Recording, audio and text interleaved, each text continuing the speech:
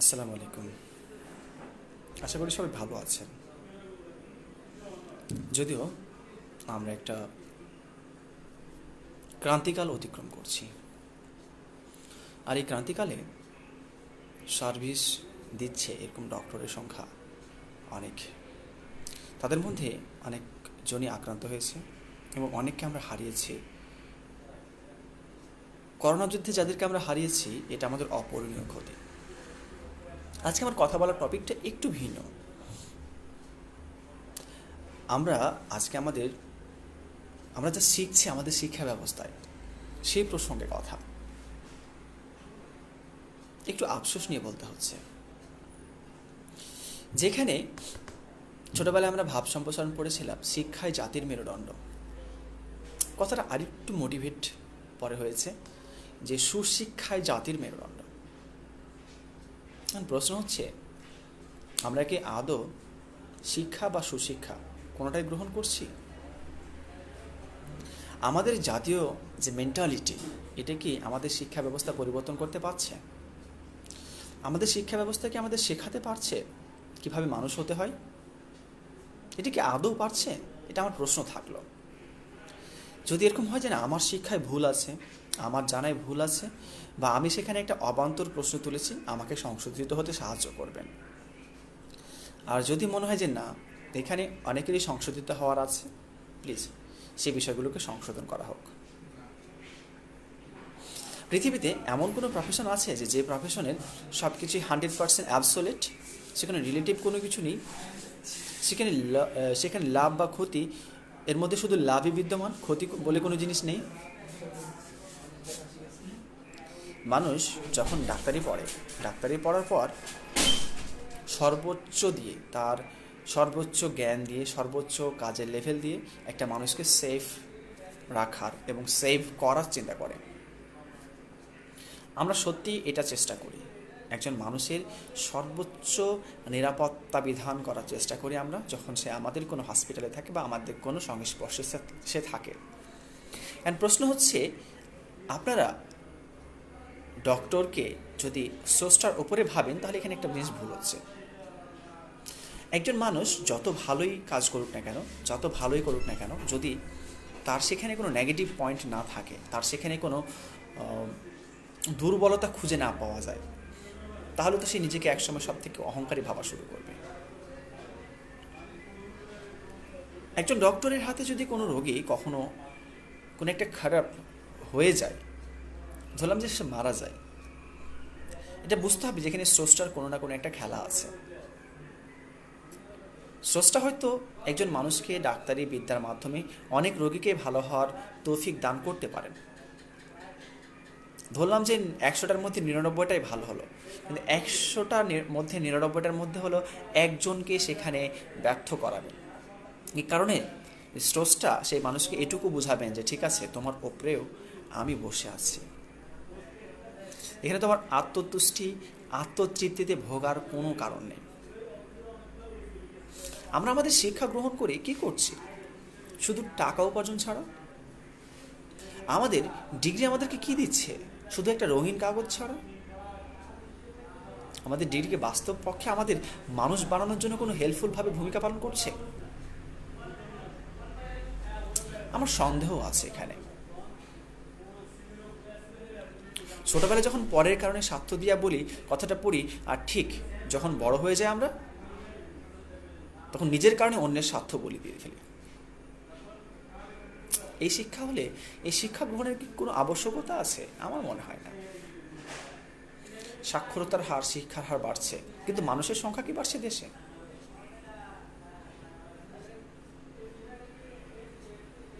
আমার সাক্ষরতা একটা দেশে অত বেশি দরকার নেই যতটা মানুষ বেশি দরকার আছে। একজন নিরক্ষর মানুষও কিন্তু মানুষ হতে পারে, একজন নিরক্ষরও কিন্তু মানুষ হতে পারে, একজন স্বাক্ষর মানুষের চাইতে অনেক সুন্দর মানুষ হতে পারে তিনি। আমি এখানে আতি আপুকে দেখতে পাচ্ছি। আতি আপু, আপনি কি আমাদের শিক্ষা ব্যবস্থা নিয়ে কোনো কথা বলবেন? আপনাকে আমি একটু ক্যামেরায় দেখতে চাচ্ছি, যদি একটু প্রিপেয়ার্ড থাকেন আপনার সাথে আমরা একটু কথা বলি। আজকে যে ডক্টরকে আঘাত করা হয়েছে এবং তিনি চিকিৎসাধীন অবস্থায় মৃত্যুবরণ করেছেন।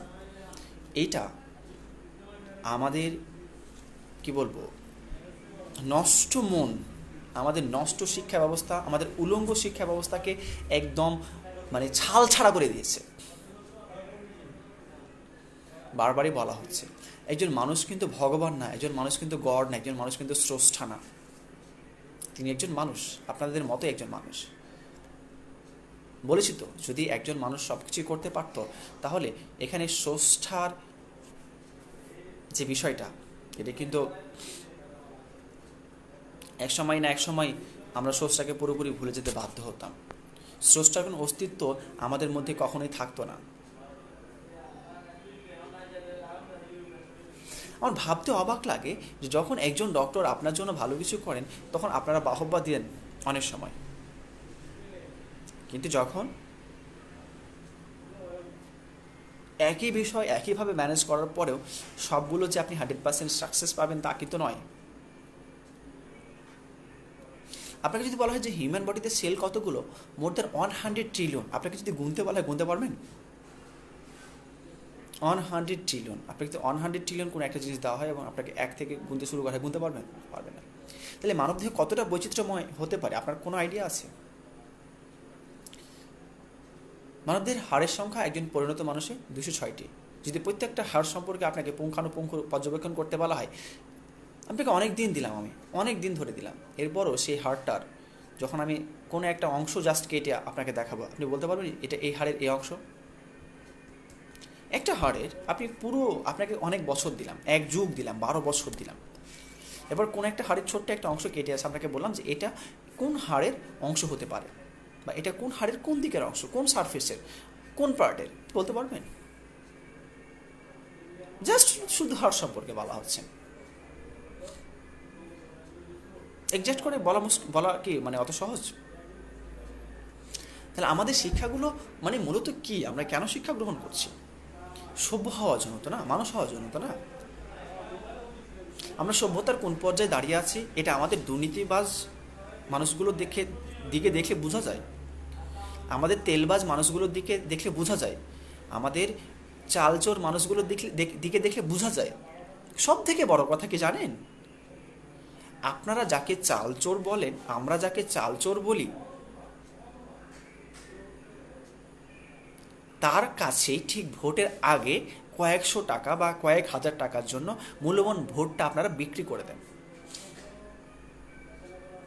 আপনি যার কাছে ভোট বিক্রি করেছেন টাকার বিনিময়ে, হয়তো আপনি একাধিক প্রার্থীর কাছে টাকা নিয়েছিলেন, যার কাছে বেশি টাকা পেয়েছেন তাকে ভোট দিয়েছেন, তাকে ভোট দেওয়ার পরে আপনি কোন মুখে অধিকার প্রতিষ্ঠার কথা বলেন? লজ্জা লাগে না? আপনি যাকে চোর বলছেন, আপনি কি চোর ছিলেন না? আপনি কি কোনো অনিয়ম বা দুর্নীতি করেননি? বলুন তো একবার বুকে হাত দিয়ে।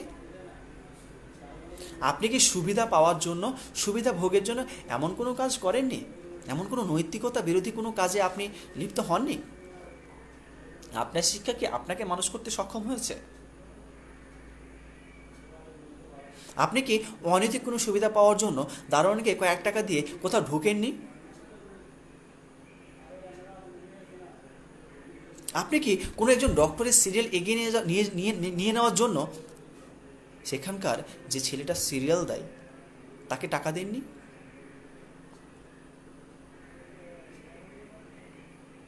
দিয়েছেন? একবার প্রশ্ন করুন। অনেক আক্ষেপ নিয়ে কথাগুলো বলতে হচ্ছে আমাদের, কিন্তু সব থেকে বড় কথা কি জানেন? এগুলোই সত্য। আমরা অনেক শিক্ষা গ্রহণ করলেও মানুষ হওয়ার মতো কি শিক্ষা গ্রহণ করতে পেরেছি? যারা চাকরি করেন, বড় বড় অফিসে হয়তোবা অনেক বড় পোস্টে আছেন, অথবা অনেক বড় কিছুর মালিকও হয়ে গেছেন, তারা বলতে পারবেন যে আপনি আপনার বাবা মা বা স্বজনদের অধিকার মানে একদম পুঙ্খানুপুঙ্খরূপে পালন করেছেন? আপনার প্রতিবেশীদের অধিকার, প্রতিবেশীদের হক আপনি মেরে দেননি? কয়েক টাকা জাকাত বের করার পরে বলেন এত টাকা এই বছর দান করলাম। জাকাতটা কি দান? আমাকে একটু বুঝাবেন জাকাতটা কিভাবে দান হতে পারে? যদি আমি ভুল না করে থাকি, জাকাত হচ্ছে গরিব দুঃখীদের অধিকার আপনার উপর, এটা আপনাকে তাদের নিকট পৌঁছে দিতে হবে, না হলে আপনি আমানতের খেয়ানতকারী হিসেবে গণ্য হবেন। বলুন তো এবার, সেই টাকা দেওয়ার পরে আপনারা দান বলে বা জাকাত দান করলাম, বিষয়টা কেমন না, উদ্ভট না? শিক্ষা গ্রহণ মনে হয় আমাদের সব সময় সম্পূর্ণ হয় না। অসম্পূর্ণ শিক্ষা গ্রহণ আমাদের শুধু কারিকুলাম না, আমাদের বাস্তবে অনেকভাবে আমাদেরকে পিছিয়ে রেখে দিয়েছে। আর আমরা এখন দৌড়াচ্ছি শুধু একটা সাকসেসফুল লাইফের জন্য। কিন্তু সাকসেসফুল লাইফ পেয়েছেন আপনারা যারা, তারা কি সবাই সাকসেসফুল মানুষ হতে পেরেছেন বা পেরেছি আমরা? আপনি আপনার সাথে বা আপনার বউয়ের সাথে বা আপনার হাজব্যান্ডের সাথে অনেক এক্সাইটমেন্ট যুক্ত মোমেন্ট, অনেক হাসি খুশিযুক্ত মোমেন্ট কাটাতে যাতে খুব ভালো করে না পারেন, আপনার বাবা বা মায়ের কষ্টের জন্য যাতে আপনার সেই মোমেন্টগুলো নষ্ট না হয়, যেন তাদেরকে কি বৃদ্ধাশ্রমে রেখে আসেননি? তাদেরকে কি ফেলে দেননি? পত্রপত্রিকায় নিউজ পাওয়া যায় না যে এই করোনার জন্য অনেক মাকে, অনেক সন্তান রাস্তায় বা জঙ্গলে ফেলে গেছে? পত্রপত্রিকাকে আমরা নিউজ পাই না যে ছেলে ম্যাজিস্ট্রেট বা বিসিএস ক্যাডার, অথচ মা রাস্তায় ভিক্ষা করে? এই শিক্ষা আমাদেরকে সভ্য করতে পেরেছে? যদি আমাদেরকে সভ্য করতে সক্ষম না হয়, তাহলে এই শিক্ষা গ্রহণের খুব কি আবশ্যকতা আছে? আপনি রাস্তাঘাট পরিষ্কার করলেও কিন্তু অনেক টাকা ইনকাম করতে পারেন। জঙ্গল থেকে কাঠ কেটে বিক্রি করলেও অনেক টাকা অনেক সময় ইনকাম করা যায়। চাষবাস করলেও অনেক সময় অনেক টাকা ইনকাম করা যায়। আমি ডক্টর হওয়ার পরেও আমার কি মনে হয় জানেন, যে আমি মানুষকে দেখাবো আমি কৃষিকাজ করে ইনকাম করতে পারি চাইলে, এবং হয়তো বা খুব শীঘ্রই আমি কৃষি খামারের কাজ শুরু করতে পারি। পড়াশোনা যদি শুধু ইনকামের পাথরে হয়, তাহলে বলবো এই পড়াশোনার কোনো দরকার নেই। সত্যি বলছি, দরকার নেই। আপনি শুধু জাস্ট যোগ বিয়োগ গুণ ভাগ করতে পারলেই হবে। আর এটুকুর জন্য আহামরি অনেক বড় বড় ডিগ্রির কোনো দরকার নেই। বিশ্বাস করুন, বিশ্ববিদ্যালয়ে একজন ছেলেকে বা একজন মেয়েকে পড়াতে সরকারের পক্ষ থেকে কত টাকা খরচ হয় কোনো আইডিয়া আছে আপনার? প্রতি বছর লক্ষ লক্ষ টাকা খরচ হয়। সব মিলে একজনকে প্রাইমারি থেকে শুরু করে সেই ভার্সিটি পর্যন্ত পড়াতে সরকারের লক্ষ লক্ষ টাকা খরচ হয়। আপনি যদি সেই শিক্ষা গ্রহণ করার পর অসামাজিক, অসভ্য, বর্বর থেকে যান, অন্তত সরকারের কয়েক লক্ষ টাকা সেভ করুন।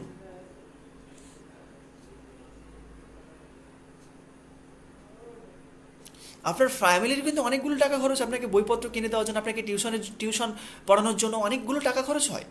সেগুলো অ্যাটলিস্ট তাদেরকে সেভ করে দিন। কি দরকার আমি তো বলছি।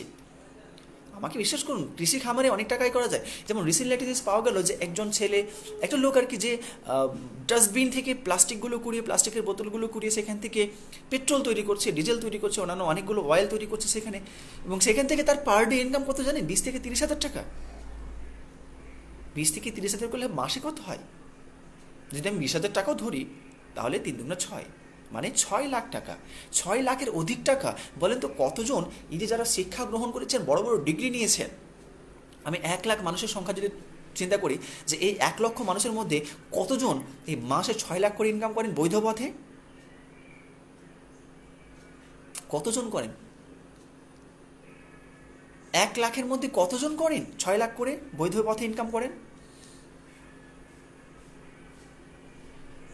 যদি মানুষ হতে না পারি না আমাদের আসলে এই শিক্ষার কোনো দরকার নেই। এটা আমরা যে সবসময় সরকারকে গালি দিই, সরকারের মন্ত্রীদেরকে গালি দিই, হ্যাঁ গালি দেন, গালি দেওয়া আপনার অধিকার, কিন্তু গালি দেওয়ার আগে নিজের দিকটা সামলান। আপনি শুধু এটুকু চিন্তা করুন যে আপনি আপনার উপকারের জন্য, আপনার বেনিফিটের জন্য কখনো কোনো অবৈধ পন্থা অবলম্বন করেননি। আপনি নিজেকে সঠিক প্রমাণের জন্য কাউকে ভুল প্রমাণের অপপ্রচেষ্টা চালাননি। ছোটবেলায় কিছু একটা আপনার দ্বারা কোনো একটা অঘটন ঘটে গেছে, বা আপনি কাউকে অন্যায়ভাবে মেরেছেন, মারার পরে আপনি নিজে সাধু সাজার চেষ্টা করেননি।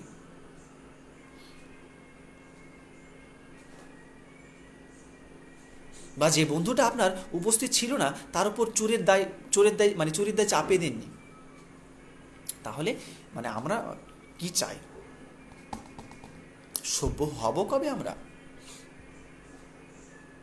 ছোটবেলায় যখন গান শুনতাম যে বিদ্যালয় মোদের বিদ্যালয়, এখানে সভ্যতারই ফুল ফুটানো হয়, আমাদের বিদ্যালয়গুলো আমাদের সভ্যতার ফুল ফোটানোর যে চেষ্টা করেছে, সেইখানে আমরা সেই ফুলের যে সুবাসটা, সেটাকে আমরা গায়ে মেখে আমরা কখনো সভ্য হয়েছে?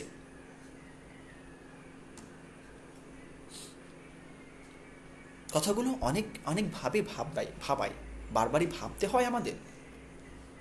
আমরা যদি অন্যান্য জীবের মতো কথাগুলো ভাবতে না চাই, তাহলে মানুষ হয়ে থাকারও কোনো দরকার নেই।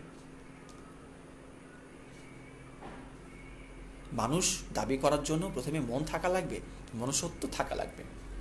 যদি মানুষ কথাটা এসেছে কিন্তু সংস্কৃত শব্দ মানুষ থেকে, মানুষ অর্থ মন, মনুষ্যত্ব। যদি মন বা মনুষ্যত্ব না থাকে, আপনার দ্বারা আপনার ফ্যামিলির কোনো উপকার না হয়, আপনার আশেপাশের কোনো উপকার না হয়, তাহলে আপনি অ্যাটলিস্ট আর যাই হন এই পৃথিবীতে, আপনি মানুষের কাতারে পড়েন না।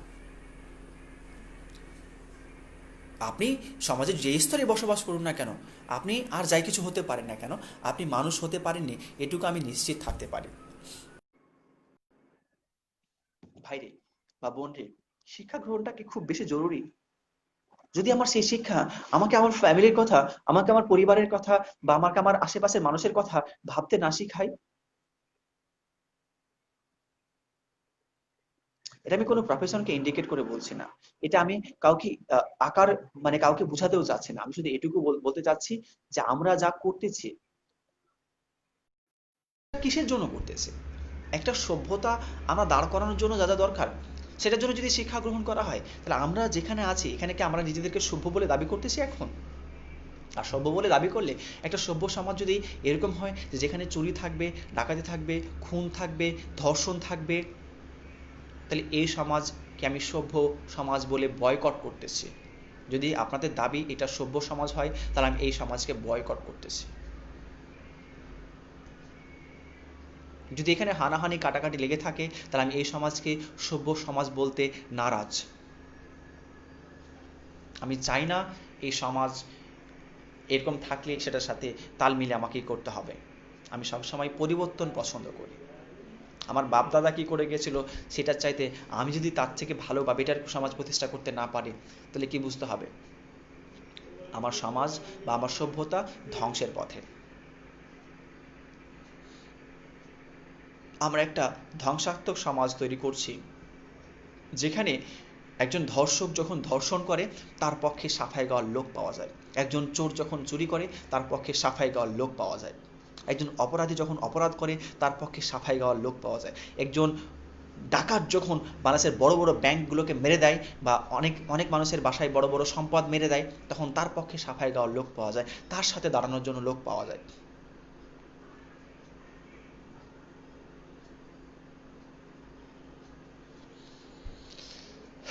বলতে খুবই খারাপ লাগতেছে যে আমাদের শিক্ষা ব্যবস্থা আমাকে এটা শেখায় যে আমাকে একটা জায়গায় চাকরি পাওয়ার জন্য ঘুষ দিয়ে আমাকে সেখানে ঢুকতে হবে। আপনি যদি ঘুষ দিয়ে না ঢুকে সেই টাকা দিয়ে কোনো বৈধ ব্যবসা শুরু করতে পারতেন, বৈধ কোনো কাজ শুরু করতে পারতেন, হয়তোবা আপনার মধ্যে একটা সুখ নামক শব্দ বিরাজ করত, একটা স্বচ্ছতা বিরাজ করত।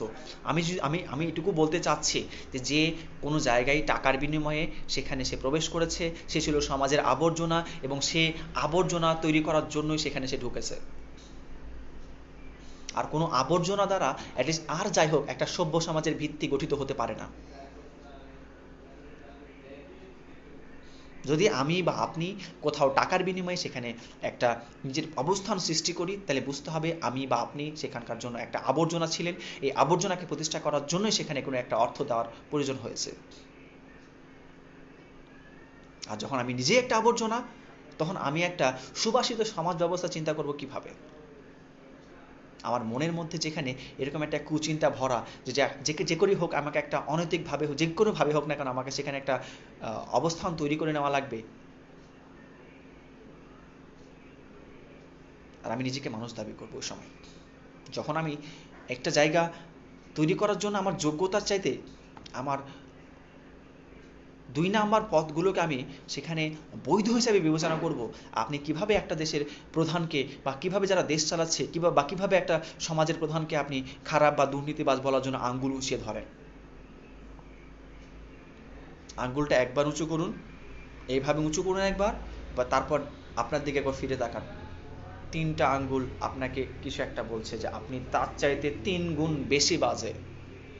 আমার স্যার একটা কথা বলতেন, আমি যখন হাই স্কুলে পড়তাম আমার স্যার একটা কথা বলতেন যে ধরো তোমার এলাকার একটা খারাপ মানুষ সম্পর্কে কেউ কিছু জানতে চাচ্ছে, তুমি যেহেতু শুধু তার খারাপ দিকগুলো জানো, ধরো তার ভালো দিকগুলো তুমি ডিটেলস জানো না, সেখানে তোমার বিস্তারিত করে তার খারাপ দিকগুলো তুলে ধরার কোনো দরকার নেই।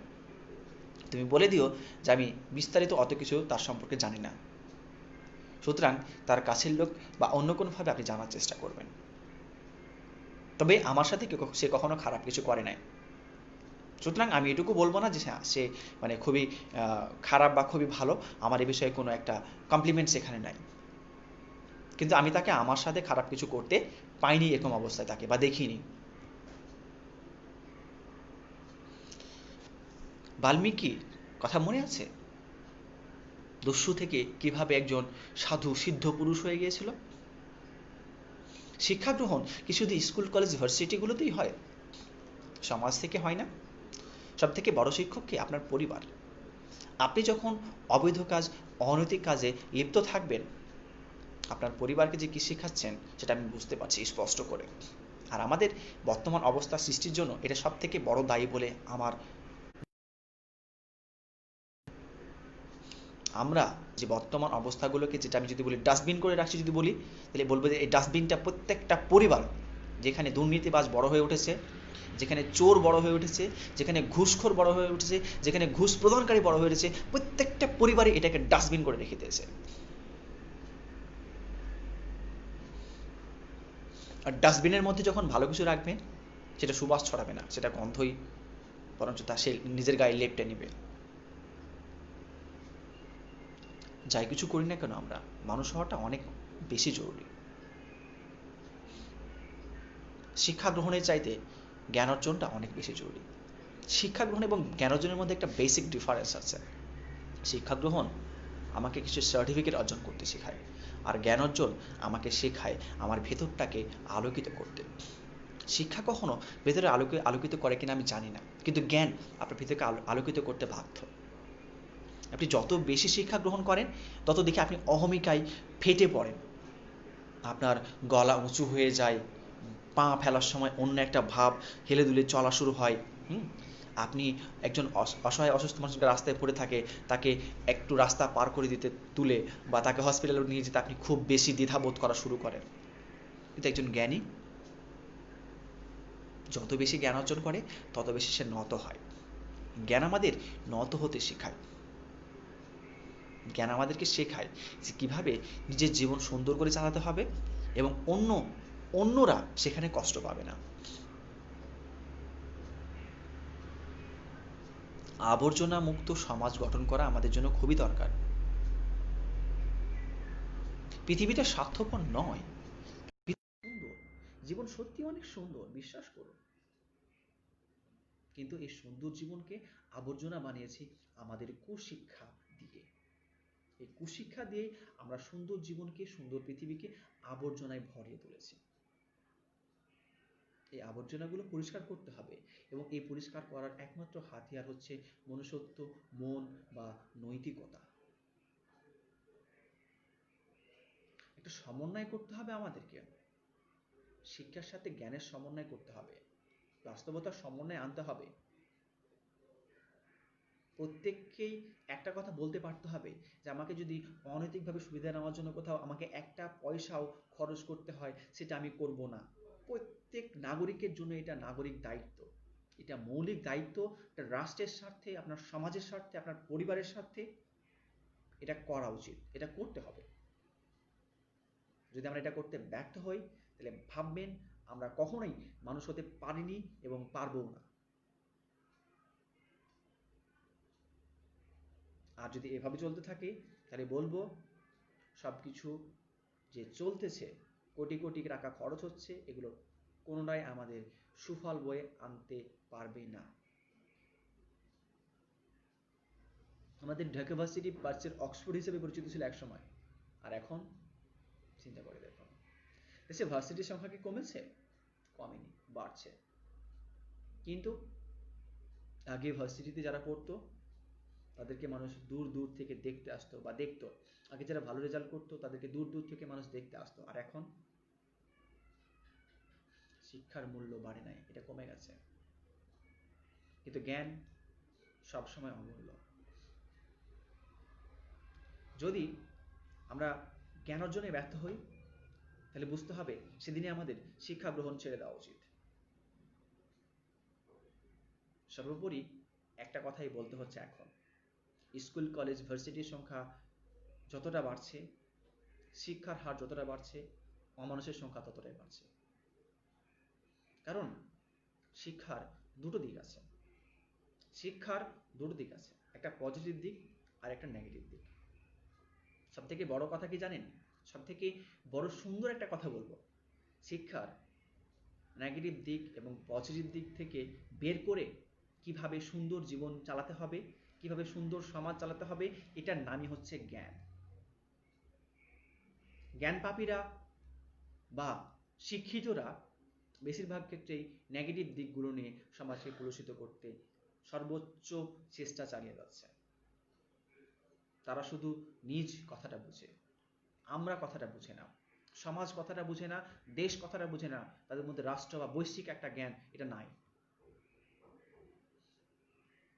আসুন আমরা জ্ঞান পাপী না হয়ে আমরা জ্ঞানের আলোয় নিজেদের ভেতরটাকে বিকশিত করি, মানব সমাজকে সভ্য হতে সাহায্য করি নিজের সভ্য হওয়ার মাধ্যমে।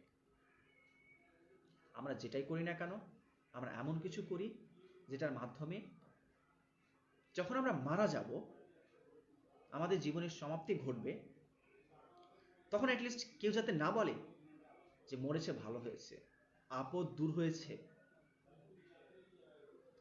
আপনি মরার পর যাতে আইসিটা আইন করতে না হয় যে আপনার বিরুদ্ধে কটূক্তি করার পর, কটূক্তি করা হলে আপনার বিরুদ্ধে কেস করা হতে পারে, যে তার বিরুদ্ধে কটূক্তি করছে তার বিরুদ্ধে কেস করা হতে পারে। আপনি মরার পর যাতে মনে হয় এই লোকটা আর কিছুদিন বাঁচলে খুব ভালো হতো। দেখুন, জন্ম মৃত্যু তো আমাদের হাতে নাই, কিন্তু এই সময়টুকুর মধ্যে যে সময়টুকু আছে, সুন্দর শিক্ষা গ্রহণ করে সুন্দর সমাজ প্রতিষ্ঠা করা কিন্তু যায়। কে কি ভাবছে, কে কি বলছে, এটুকু বাদ দেন। আপনি ব্যর্থ হলেন নাকি সফল হলেন, অনৈতিক কাজ করে সফল হওয়ার চাইতে আপনি নৈতিকতার মাধ্যমে ব্যর্থ থাকা ভালো, বিশ্বাস করুন। এবং আপনি যদি আপনার সততার উপর প্রতিষ্ঠিত থাকতে পারেন, আপনি একবার না একবার সফল হবেন।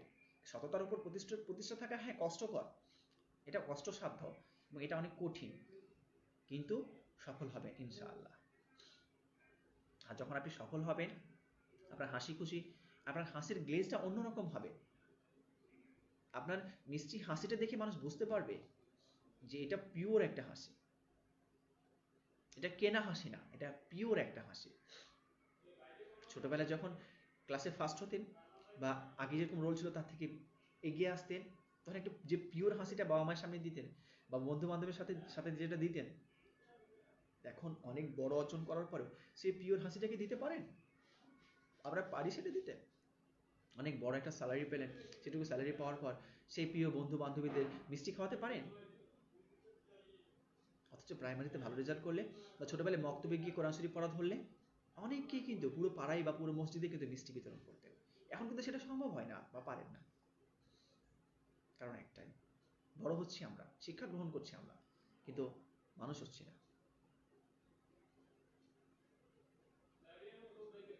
জন্মমৃত্যু আমাদের হাতে না থাকলেও, বা সেটা যেহেতু আমাদের হাতে নাই, কিন্তু এর মধ্যে কিভাবে বাঁচবো সেটুকু তো আমাদের হাতে। সেটুকু আমরা পিওরভাবে বাঁচি, সেটুকু আমরা সভ্যভাবে বাঁচি, সেটুকু আমরা সার্বিকভাবে বাঁচি। এই কামনাই আশা করি আমরা মানুষ হয়ে উঠব। পরবর্তীতে অন্য কোনো টপিক নিয়ে কথা হবে। সে পর্যন্ত সবাই সুস্থ থাকবেন, ভালো থাকবেন। আর আমার কথায় মনোকষ্ট পেলে আমি আন্তরিকভাবে দুঃখিত, আমাকে ক্ষমা করবেন। সবাই ভালো থাকবেন, সুস্থ থাকবেন, সতর্ক থেকে পথ চলবেন এবং সতর্কভাবে বাসায় অবস্থান করবেন। পরবর্তীতে অন্য কোনো টপিক নিয়ে কথা হবে। আল্লাহ হাফেজ।